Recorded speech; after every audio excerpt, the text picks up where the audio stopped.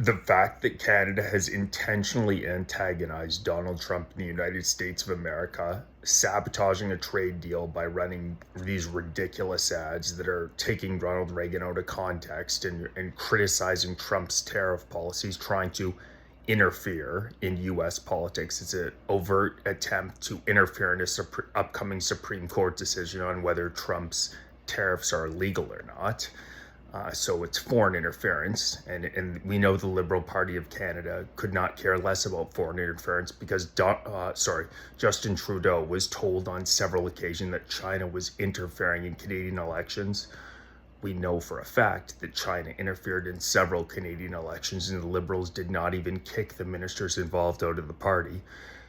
But they run these antagonistic ads which piss Donald Trump off. He adds another 10% to the 35% tariffs we already have on products that are not involved in the USMCA, key products that are contributing to 2 consecutive quarters of decline in the economy. Canada's in a recession, a GDP drop of 1.6% 2 quarters ago and 0.2% this quarter. We are officially in a recession. So Canada hijacked intentionally the negotiations with the United States of America, and now we're dealing with China. This gives you an idea for the value system that these liberal politicians have.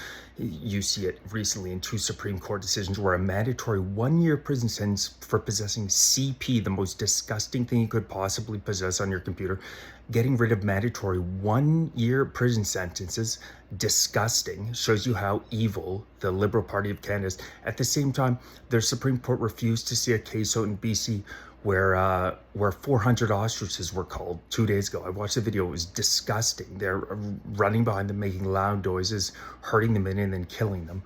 2 disgusting cases. What's going on in Canada right now is morally disgusting. The Liberal Party of Canada has completely lost any moral compass. They're culling ostriches, but they're showing what type of a society they're comfortable with having by sabotaging negotiations with a democratic country, the United States of America. No matter what liberals tell you, Donald Trump was democratically elected. They can host their stupid no kings rally. It means absolutely nothing. He's not a king. He has to follow the process on everything. It's illegal to enter the United States of America without permission. ICE is doing their job. You have to do hard things when you've been running a country terribly for so long. Meanwhile, China is a state where criticism of their leader, Xi Jinping, is not allowed. And that's exactly what we're seeing in Canada right now. We are more ideologically aligned with the Chinese than we are with the Americans. It's an absolute disgrace. With Bill C8, C9 being introduced in Canada, C9 would give the government the ability to unilaterally cut your internet service if they don't like what you're saying. I already lost a TikTok account with 30,000 followers, and I'm fairly certain that the Canadian government could have had some involvement in that. They don't like dissenting voices. I've heard things oftentimes from other conservative commentators in Canada.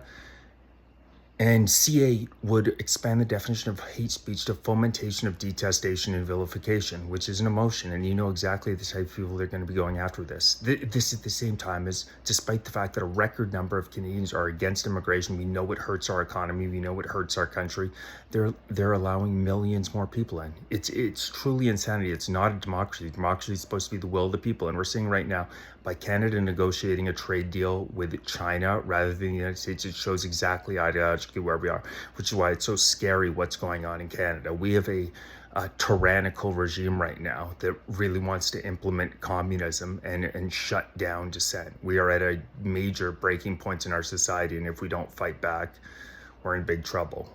Which is why I started the Fight for Canada party. If you're interested in helping me register the party, it requires 250 signatures. I'm about 50 off right now. There's a register here button down below. I'd really appreciate it if you register. Getting very close, and then there's a bunch of other things I have to do. Get 4 people who are interested in joining the party to start with, because we need a party that is really going to criticize the evil that's going on and speak out about what's really going on in Canada right now, because you just get milquetoast criticisms frequently from the Conservative Party of Canada. So we need people who are actually willing to speak to exactly what's going on. So please register if you're interested.